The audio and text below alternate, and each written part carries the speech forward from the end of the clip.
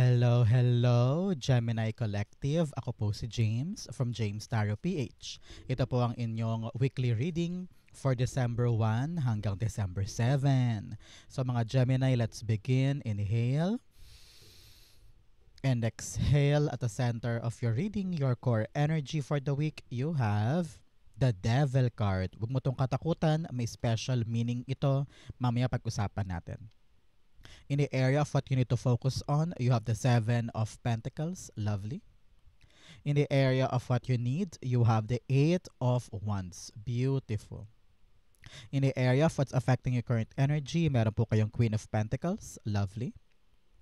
In the area of your near future, meron po kayong Nine of Wands. Beautiful. In the area of your challenge for the week, meron po kayong Four of Wands. In the area of your fortune, wow, Ace of Pentacles. May bagong darating para sa iyo. Congrats po. In the area of your divine messages, meron po kayong Judgment card. Beautiful. At ang outcome nyo po, Gemini, this week, eto po yun. Mamaya sabay-sabay natin siyang bubuksan at the end. But first, thank you po muna sa inyong donations. Saka po sa mga hindi nag-skip ng ads. Yan lang po talaga yung tanging paraan to support me every time po na meron tayong free reading for Gemini dito sa ating channel. So thank you po for not skipping the ads. So, at the background of your energy, meron po kayong the Page of Pentacles. Gemini, kayo po yung pinapayuhan na yung spirit guides na mag-try ng mga bagong bagay. Nakita ko meron kang bagong yayakapin na importante sa buhay mo this upcoming weeks, no? And this time around, kayo po yung pinapayuhan na mag-effort. Mag-effort to learn more, na aralin yung isang bagay, pagtiyagaan yung isang bagay, para makita mo kung ano yung magandang bunga nito sa'yo moving forward. Kasi nakita ko may paparating eh. Maraming cards ang nagsasabi na may paparating. Okay? 4 yan. And your spirit guides are really telling you na panahon na para tignan natin kung ano yung mga bagong dala sa atin ng kapalaran. At yung mga bagong yan, wag lang basta-basta yakapin, kundi dapat pag-aralan. For example, nakaisip ka this week ng mga bagong pagkakakitaan. Halimbawa, balak mo na talagang magtayo ng fishballan, ika nga. So, kailangan aralin mo yung saan ka bibili ng fishball, saan ka supplier, saan ka pupwesto, magkano ang budget. Kumbaga parang ganon. If you want to try something new na alam mong maganda, promising, kailangan siyang pag-aralang mabuti. Okay? Partneran natin to ng card for the week, cleansing. Cleanse your mind and spirit, remove negative energy. Talaga namang napakagandang reading ito for you. Kailangan daw na linisin natin, tanggalin natin yung mga bagay na negatibo para yung ating isip at kaluluwa ay in sync, kumbaga. At makita natin kung ano yung mga importante at ano yung mga bagay na dapat nating valuehin moving forward. Mamaya i-clarify pa natin to dahil nakita ko marami pa siyang dapat ikuwento sa atin. In your center, in your core energy, meron po kayong the Devil card.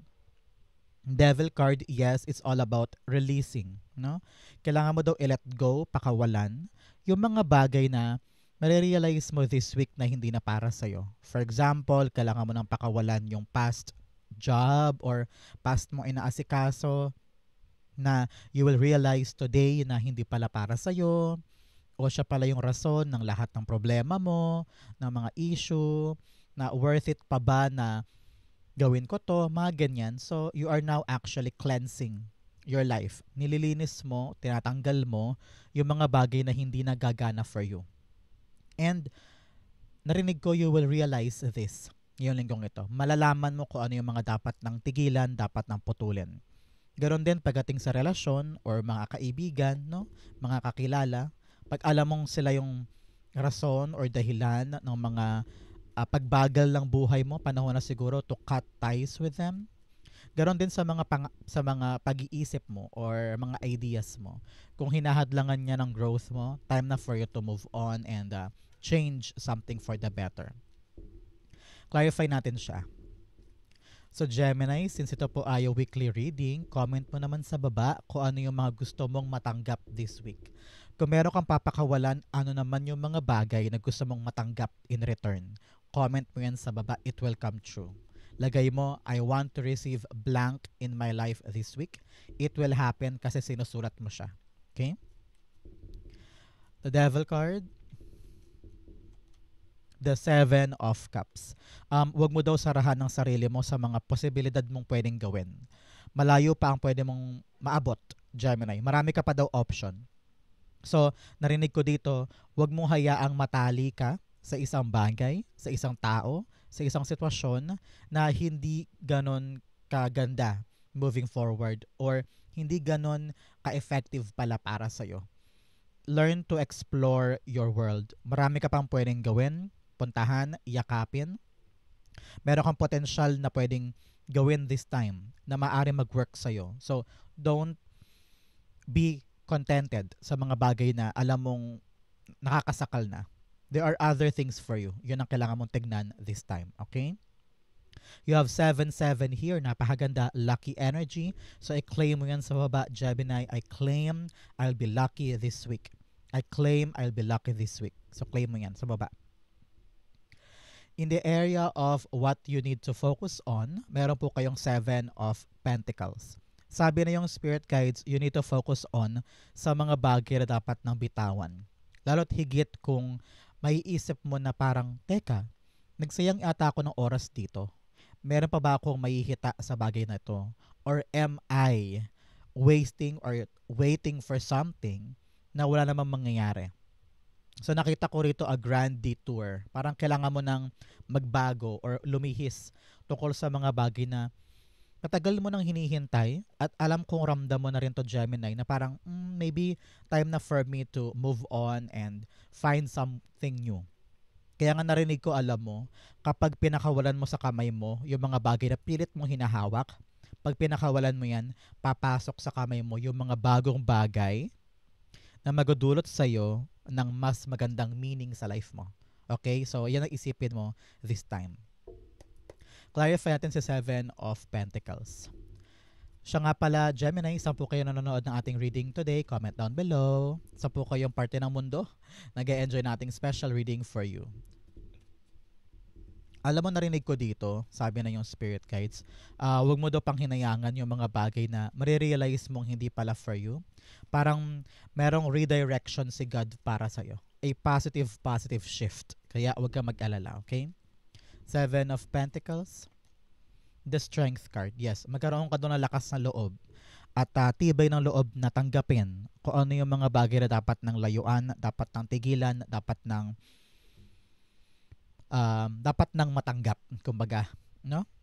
Nakita ko rito, you've been through a lot. Marami ka nang kinaya, marami ka nang tiniis, marami ka nang pinagsumikapan.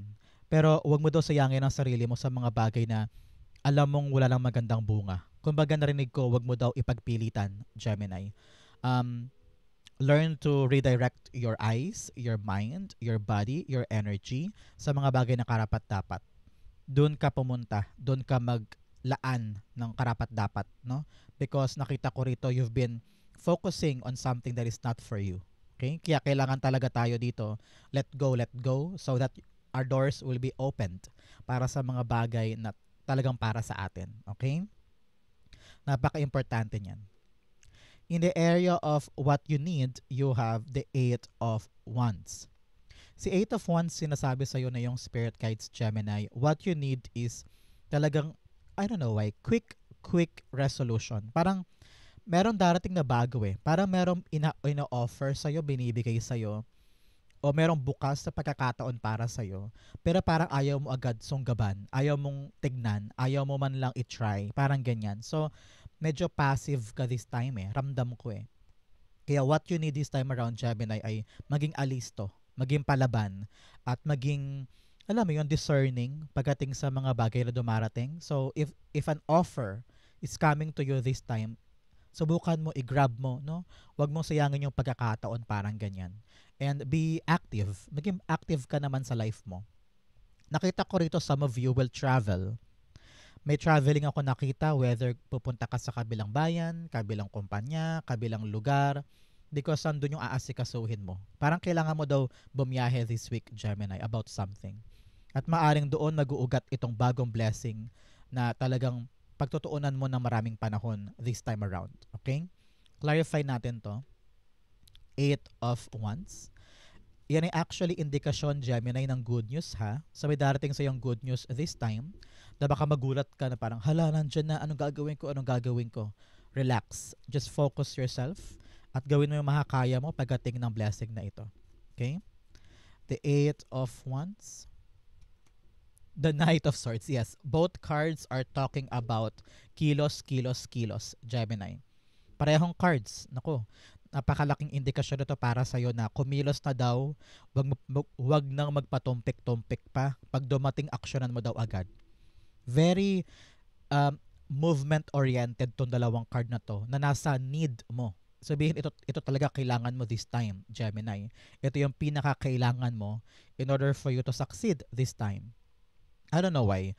Meron ka bang pinagpapaliban, Gemini, na trabaho, offer, o gawain, o issue, or problema? Meron ka bang iniisang tabi, sabi mo, ayoko muna aksyonan yan, ayoko muna.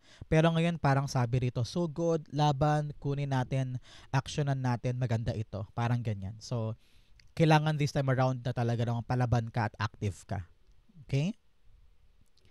In the area of what you need, what's affecting your current energy, you have the Queen of Pentacles. Yes, ngayon kaya kailangan ng release, kailangan ng pakawalan yung mga bagay na hindi na for you. Because nakita ko rito na yung talagang papasok ng mga bagong bagay, diyan ka magiging busy moving forward. Maaaring new job, new assignment, new project, or new endeavor na magpapalaki or magpapamultiply sa iyong resources. Maaaring makakatagpo ka na ng better job, makakalipat ka na sa better company, or mapupundar mo na yung sideline or negosyo na matagal mo nang gustong ipundar. Kaya ngayon, nilalet go mo na yung negativity, yung kumakadena sa'yo para makapag-focus ka dito. Alam mo, narinig ko, parang handang-handa ka na mag-try. Sabi mo, ay, walang growth dito, pagod na ako, parang hindi ako lumalago. So naghahanap ka na ng option. Sabi mo, saan kaya ako pwede? Saan kaya ako pwedeng pumunta na lalaki ang kita ko, lalaki ang pera ko, lalaki ang ipon ko? So nag-iisip ka ng iba't ibang options for your resources to grow, which is good. Especially ngayong parating ang holiday season, marami tayong mga gastos, marami tayong mga occasions, celebrations, events na nangailangan talaga ng malaking kaching-kaching sa atin, ano? Pero ngayon nakita ko yung, I don't know why, I heard hindi ka mawawalan. Hindi ka mawawalan, makakaisip ka ng paraan at diskarte pagdating sa pera mo. No? So very, very important yan. Kung nag-iisip ka ngayon, Gemini, sa pera mo, may darating. So, hindi ka mawawalan ng diskarte pagdating dyan. So, don't worry. Kaya ngayon, kung nasa maling bagay ang mga focus mo, no, panahon na para mag-refocus at sumugod sa mga bagay na may potensyal na magpalago ng iyong kaperahan. Okay? The Queen of Pentacles, the Ace of Pentacles. Wow. 2 beses lumabas ang Ace of Pentacles. Talagang new blessing ito. So, i-comment mo sa baba, hindi ako mawawalan. Money will come to me smoothly. I-claim mo yan sa baba. It will come for you. Okay? Talaga namang, sabi ko sa inyo, may darating na bagong blessing. Whether sideline, kukunin ng serbisyo mo, or makakalipat ka na sa mas maayos sa trabaho, or yung balak mo itayong negosyo ay talaga namang kikita at makasapat ito para ipundar, patubuin, palakihin, payabungin sa buhay mo. So, this is promising new opportunity na hindi mo kailangang baliwalain. You need to really give your full attention, full energy para dito so that it will grow and multiply para sa'yo. Okay? Sana naintindihan mo to because this is really good for you. In the area of your near future, meron po kayong 9 of Wands. 9 of Wands, sinasabi na yung spirit guides na, yes, hindi naman lahat ng bagay na makukuha natin ay ganun kadali, di ba? Kailangan daw dito pag sumikapan natin, tibayan natin, continue working every single day at wag natin susukuan. Kung meron kang mga hindi naiintindihan, hindi naunawaan o parang gulong-gulo ka na, aralin mo daw. Okay? Make this your top priority. Kung itong bagay na ito napapasok sa'yo ang magdudulot sa'yo ng mas malaking kita, mas masaganang buhay, mas maayos na everyday life, edi ibuhos mo lahat ng effort mo dito. Okay? Aralin mo lahat ng pasikot-sikot so that you will know kung ano yung mga dapat mong ipantapal kapag nagkaroon ng problema. Parang ganyan. Si Nine of Wands, kayo po'y pinapayuhan after watching this video 9 days, 9 weeks, or 9 months, magkakaroon ka ng parang pakiramdam na, huy, yes, mahirap. Yes, nakakapagod. Yes, maraming kailangan gawin. Pero kitang-kita mo, gumagana siya for you. Umaandar. Workable siya para sa'yo, sa future mo at sa buhay mo this time. So, maramdaman mo ito. Parang sulit lahat ng pagod, sulit lahat ng kayod, buti nilaban ko to, mga ganyan ang salitaan mo in the near future. Na parang, ay, buti pala tinapangan ko ang sarili ko. Buti hindi ako natakot, buti ginawa ko to. Kasi wala namang trabahong madali, di ba? Lahat naman ng trabaho, mahirap, nakakapagod, sometimes kulang ka pa sa tulog. Pero kung alam mong yan yung bagay na magdudulot sa'yo ng magagandang bagay, bakit natin siya susukuan, di ba? So, napakagandang lesson yan. Nine of Wands, the Four of Wands. Wow, you have 4-4 here, giving you the protection, divine protection. I-claim mo rin to. Napakahalaga ng angel number na yan sa buhay mo, the divine protection energy. So, i-claim mo to sa baba. I claim, I am protected, I am guided, my family and I are safe and okay. Claim mo yan sa baba, it will be yours. 4-4. So, Four of Wands, sabi ko nga sa inyo, matutuwa ka kasi yung hindi mo pagsuko sa isang bagay, makakarating ka sa milestone mo. Maabot mo yung finish line, matutumbok mo yung goal mo this time. And you're gonna celebrate, Gemini. Your hard work is paying off, kumbaga. Kung itong bagong yayakapin mo ay talagang pagsumikapan mo, makikita mo agad yung resulta niya at yung ganda ng balik nito sa'yo, kumbaga. So, wag sukuan, wag bitawan. Sooner than later, you will celebrate the outcome of this one. Okay? Congrats po. In the area of your challenge, unang-una, you have unseen patterns. Change your thoughts, change your life, beliefs, reprogramming. Yes, ito yun. Si Devil card. Meron ka mga paulit-ulit na ginagawa daaw na hindi mo napapansin. Pero this time, you need to realize na, ay, mali pala yun. For example, imbes na matulog ka sa gabi kasi 7 a.m. pa ang pasok mo, nanonood ka pa ng Netflix hanggang 3 a.m. So, ano nangyari? Puyat ka lagi every morning.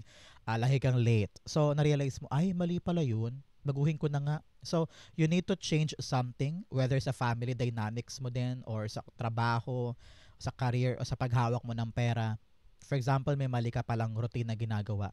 Dapat baguhin na yan para magbukas sa sayo yung mga posibilidad ng kasaganahan or pagganda ng buhay. Okay? You also have inner cosmos, to embrace the light, first acknowledge the dark. Para daw makita mo yung ganda ng buhay mo, yung ganda ng sitwasyon mo, kailangan mo daw kilalanin yung mga pangit na ginagawa mo sa buhay mo, Gemini. For example, madali kang magalit, madali kang sumigaw, lahi ka nag-walk out imbis na makipag-usap. Alam mo yun, yung mga bagay na parang flaws natin, no, pagkakamali natin, kailangan yakapin mo daw yan so that you will know how to change it para lagi mong ma-appreciate yung mga good things naman. Okay? Napaka-importante niyan.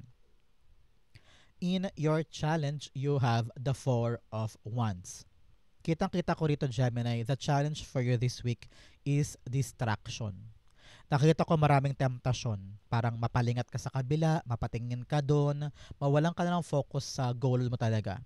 Especially here, with the Page of Pentacles, kayo po yung tinatawag na yung spirit guides na gawin mong priority itong bagong darating. Kasi mahalaga ito. Maaring baguhin ito yung finances mo, yung ipon mo, yung future ninyo. Kaya ilaan mo lahat ng effort mo dito.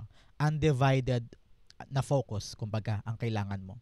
And here, kitang-kita ko, since December na tayo, baka maraming magyaya sa'yo or mapatingin ka sa ibang bagay and then makalimutan mo na tong goal na ito. You need to really focus yourself. Eyes on the prize para hindi mawala sa iyo yung mga inaalagaan mo. Okay? Lalo't higit yung mga goals mo nitong buong taon mo pang pinaghihirapan. No? Huwag mo hayaan na isang pagkakamali makasira doon sa routine or makasira doon sa diskarte mo to your goals. Okay? So, eyes on the prize tayo. Concentrate, and avoid temptations. Okay? Avoid temptations. The Four of Swords rather, is being, Four of Swords, Four of Wands is being clarified by the Six of Pentacles. Six of Pentacles, yes, equal give and take. Sabi dito, panahon na para i-revisit mo yung mga bagay na nilalaan mo patungkol sa mga goals mo. Nag-e-effort ka ba? Ano yung mga ginagawa mo para makuha mo yung outcome na gusto mo? Because this is equal give and take.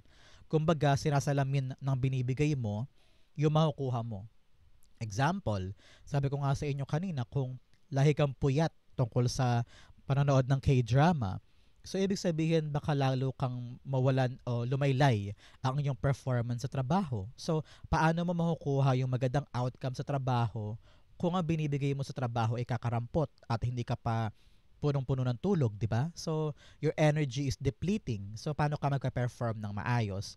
So, you need to really revisit kung ano yung nilalaan mo sa isang bagay at ano yung mga bagay na pinagtutuunan mo ng pansin na walang kapararakan or hindi makakatulong sa'yo. Dapat nang baguhin yon para ma-reach mo na yung finish line. Okay? Napaka-importante niyan. You're giving your energy, time, money on the wrong things. Kailangan nakatutok ka sa mas importanteng bagay, okay? In your fortune, mystic healer, healing energy flows through you. Yes, kailangan daw laging ikaw ay kaya mong paghilumin yung mga bagay na masakit, mahirap. Kung puyat, dapat to magkaroon ka ng time to recharge, to replenish, no? Importante ang katawan mo, kaya laging dapat naghihilom yan, maayos yan, okay? At ikaw ang makakagawa nun. So you need to change talaga your routines, yung mga mali mong ginagawa sa katawan mo, sa lifestyle mo. Naku, baguhin na yan para okay ang katawan. Another message of grounding, go deep, explore your roots. Oh, kapag daw ikaw ay nalulungkot, Gemini, napapagod, nalulungkot, gusto nang sumuko, lagi mong balikan yung roots mo. Sabihin mo, teka, pagod na ako, hirap na ako. Teka, para saan ba to? Para sa nanay ko, para sa kapatid ko na pinapaaral, para sa mga anak ko na pinapag-college ko, o kaya para sa future, para meron na akong ipon, para makabayad sa utang. Kung ano yung mga rason, lagi mong balikan yun para tumapang ka pa at lumakas ang loob mo na makuha mo pa rin at maging matapang kang abutin yung mga goals mo at hindi ka bumitaw. Okay? Napaka-importante niyan. In your fortune, you have the Ace of Pentacles. Sabi ko nga sa inyo, may new blessing akong nakita dito. So, kailangan talaga pakawalan na para pumasok yung mga bagong bagay. Hindi siya makapasok-pasok dahil sobrang busy mo at nakatutok ka sa mga mali eh. So, kailangan talaga ngayon, Gemini, i-refocus mo ang isip mo, ang katawan mo, ang effort mo, ang pagmamahal mo so that this one will come in sa buhay mo. Okay? This is really beautiful for you. Clarify natin siya. Ace of Pentacles being clarified by the Eight of Wands. Wow. 8-8, you have abundance. Very, very beautiful. Ang dami mong angel number. 774488. Talaga namang comment down below. I claim 774488. Lucky numbers ito. Telling you of protection, lucky energy, and abundance. Sabi dito, nasa tamang direksyon ka. Ito ay magandang sign. Sabi na yung spirit guides, kapag niyakap mo tong bagong opportunity, mga bagong darating, dadalhin ka nito sa tamang direksyon, tamang ruta. Kaya kung ikaw ay nag-aalangan, nag-iisip kung tama ba to? Okay bang yakapin ko to? Ito ba talaga ang dapat kong gawin? This is the sign. This is really for you. So congrats po. You are divinely protected, divinely guided, and the abundance and luck is really for you. Congrats po. So sabi rito, focus tayo ha. Focus ka sa goal mo, focus ka sa new blessing. Huwag mo sayangin ang pagkakataon. Palakihin mo yan, palaguin mo yan so that you will have, bountiful outcome out of this. Okay? Like mo na to, like, claim, it's yours. In your divine messages, you have a time to give rather than take. Yes, ito talaga yon. With the Six of Pentacles, kailangan nakafocus ka sa mga bagay na alam mong importante. Mag-double time ka doon, mag-double effort ka doon. Panahon na para ilabas mo yung mga kaya mo para makuha mo yung gusto mo. Okay? You also have a win-win outcome is forecast. Yes. Kapag meron kang nilet go at meron kang bagong niyakap, win-win outcome yun. Panalong-panalo ka doon, di ba? So, napakaganda ng message para sa'yo. In your divine messages, meron po kayo judgment card. Sabi na yung spirit guides, panahon na para magbagong buhay. Cleansing talaga tayo ngayon. Removing the old and embracing something new. Marirealize mo daw this time, Gemini, kung ano yung mga bagay na dapat nang tigilan, dapat nang pabayaan, at dapat mo nang isurrender kay God yung mga bagay na kaya mo nang i-let go. Because you are now actually accepting, tinatanggap mo na yung mga bagay na kaloob sa'yo. Sa'yo mo, God, sige po, makikinig na ako sa inyo, ibigay mo na yung sa akin, yung para sa akin, yung kaloob mo talaga. Alisin mo yung hindi para sa akin. So parang ganyan. So you are now having this epiphany and lightness sa puso mo na tatanggapin mo yung kaloob sa iyo ni God. So that is something na spiritual para sa iyo. And doon mo makikita yung kaliwanagan na parang, kaya pala naalis yung mga yun kasi eto pala yung para sa akin. Mga ganyan, okay? Judgment card, the Two of Cups. Yes, Two of Cups, alignment ka talaga sa yung higher self. Maunawaan mo na kung ano yung pinapagawa niya sa'yo at kung ano talaga yung purpose mo sa life na to. Kaya ngayon, Gemini, tinatanong kita, ano yung mga bagay na marirealize mong para sa'yo at yun ang dapat mong kapitan, doon ka dapat magbigay ng commitment at yan ang mga bagay na dapat mong pagsumikapan moving forward. So you need to have the answers this time and then work on it. Pagtibayin mo para makuha mo yung magandang pagbabago sa life mo. Okay? Ang outcome mo yan, but first bigyan mo na kita ng fortune cards. You have dog close up. Pleasure with a close friend. Wow. May bonding time daw kayo with a close friend. Maybe itong celebration na to ay kasama siya. Congrats po.